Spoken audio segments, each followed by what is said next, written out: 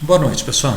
Bem, vamos dar início aqui a nossa aula de hoje, quando a gente vai falar sobre ponteiros, a continuação do que a gente vinha estudando nas aulas anteriores.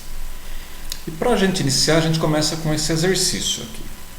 Eu quero que vocês escrevam um programa que leia um nome em uma string, envia para uma função que fará a cópia para outra string e retornará o valor copiado para a função principal. Então, qual que é o objetivo desse programa? É praticar aqueles conceitos que nós vimos na última aula, que é a cópia de string. Então, qual é a instrução que a gente vai precisar trabalhar aqui? A função strcopy, né? Então, eu vou pedir que vocês deem um pause no vídeo para que vocês possam desenvolver esse exercício e em seguida vocês retornem para ver a resolução do exercício. Bem, então essa aqui é a resolução do exercício. Então, fazendo um breve comentário, nós temos aqui a nossa função main, onde eu declaro como do tipo caractere dois vetores de caracteres, né? Nome 1 e nome 2. Se out informa o primeiro nome, então eu faço a leitura do nome 1. Então imagine que o usuário digitou lá João para o nome 1. Aí eu chamo a função copia e passo para ela nome 1 e nome 2, que são esses dois vetores que eu declarei anteriormente. Então passo nome 1 e nome 2. Aí a gente vai lá para a função copia, que recebe como parâmetros esses dois ponteiros, né? vet1 e vet2. E por que é possível receber ponteiros aqui?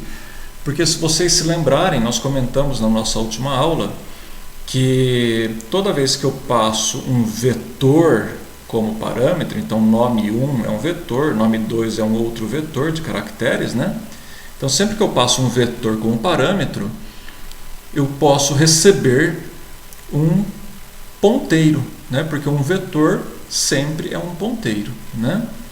E aqui dentro dessa função copia, eu utilizo a função strcopy, que é aquela função que faz cópia de strings, né? Então eu vou copiar aqui o conteúdo de vet1 para o vet2, né? Aí finalizo a função, então com certeza vet1 ficou copiado para dentro de vet2, que é esse vetor aqui.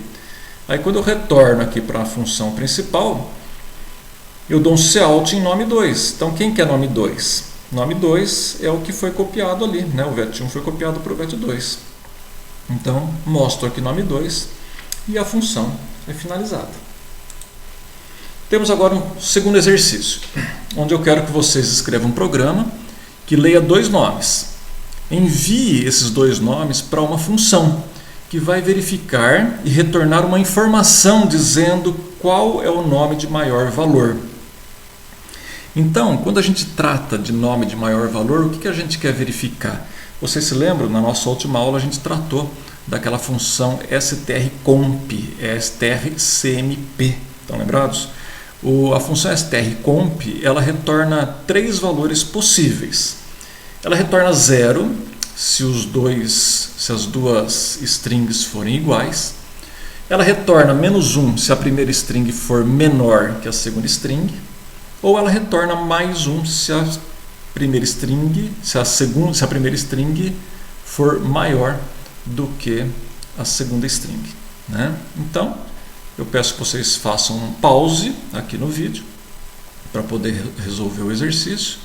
Em seguida, vocês retornem para ver a solução. Bem, então agora fazendo um comentário sobre a solução do exercício.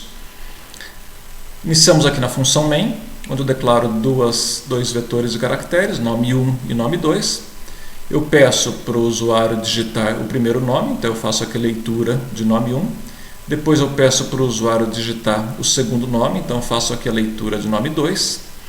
Aí eu crio uma variável result do tipo inteiro e digo que result vai receber o resultado da função compara.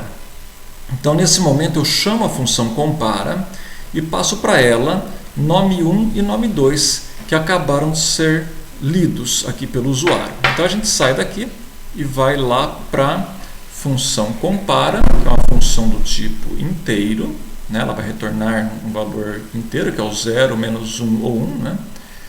E aqui eu digo que a função compara recebe também dois ponteiros, o vet1 e o vet2, e eu peço para ela retornar o resultado da função strcomp vet1 e vet2. Quer dizer, ele vai fazer a comparação entre vet1 e vet2 e vai retornar esse resultado. Quer dizer, se vet1 for igual ao vet2, quer dizer que ele vai retornar 0.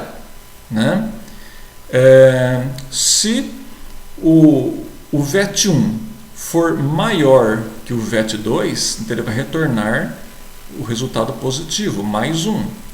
Agora, se o vet1 for menor que o vet2, ele vai retornar o resultado menos 1.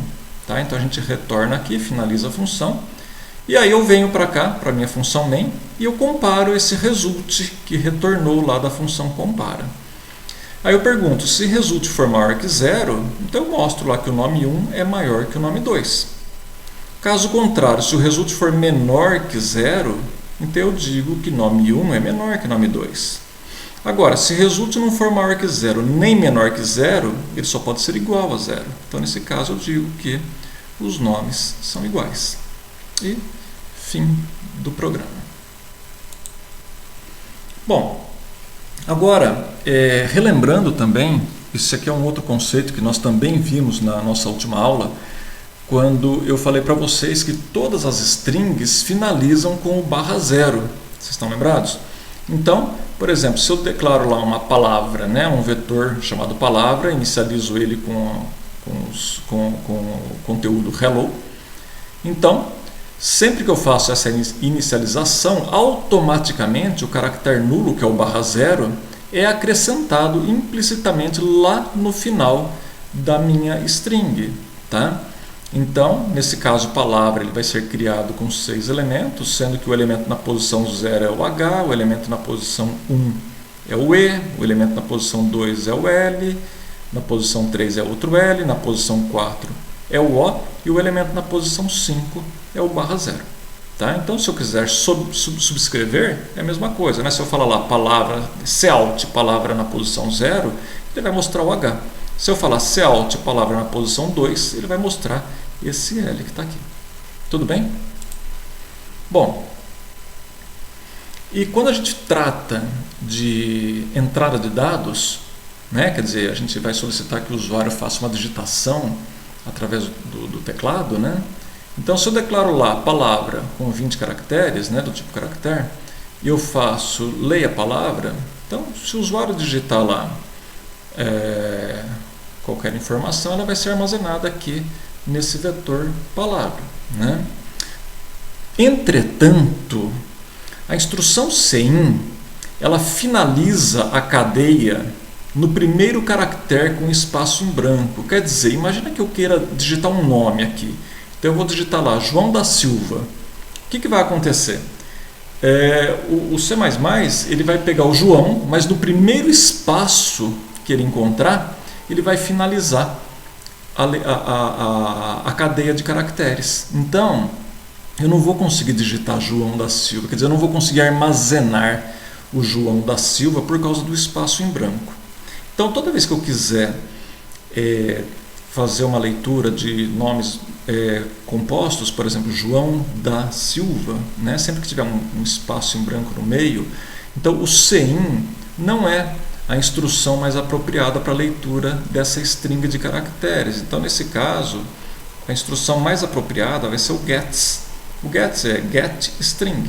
Né? Então, ele é uma função, vocês estão vendo que ele é uma função, e é a função apropriada para a leitura de uma string de caracteres. Então, por exemplo, se eu declarar lá nome 1 com 20 caracteres, aí eu digo informe o nome, leia nome 1, eu posso digitar nomes com espaço no meio sem o menor problema. Ele vai fazer a leitura e ao final ele vai colocar lá o caractere de finalização de string, que é o /0. Tudo bem? Posso depois fazer a leitura aqui caractere por caractere, que ele vai mostrar para mim, né? Eu posso ficar nesse for, enquanto o palavra na posição e for diferente de /0, quer dizer, enquanto ele não chegar no fim da string, ele vai mostrando caractere por caractere. Façam esse teste para vocês verem como funciona. E para finalizar, nós temos aqui o trabalho com matrizes, né? Então, se eu quiser inicializar os valores de uma matriz, toda vez que eu declaro uma matriz numérica, por padrão, todos os valores são inicializados com 0. Porém, eu também posso inicializar individualmente a minha matriz quando eu faço a sua criação.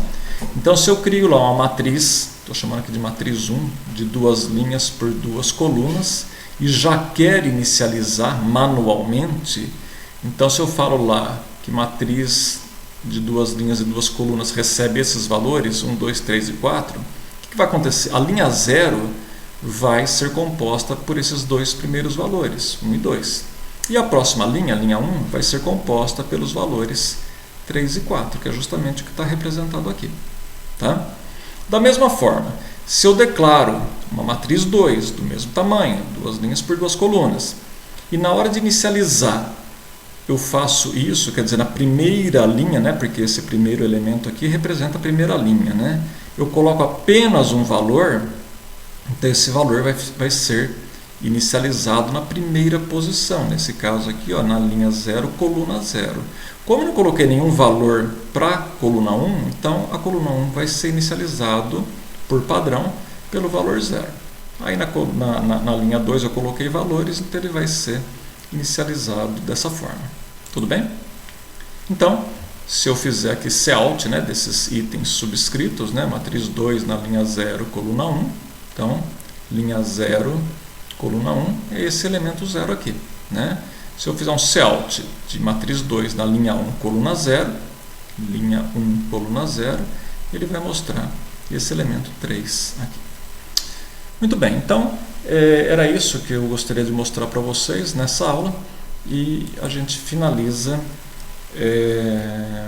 dessa forma, tá bom? E até a próxima.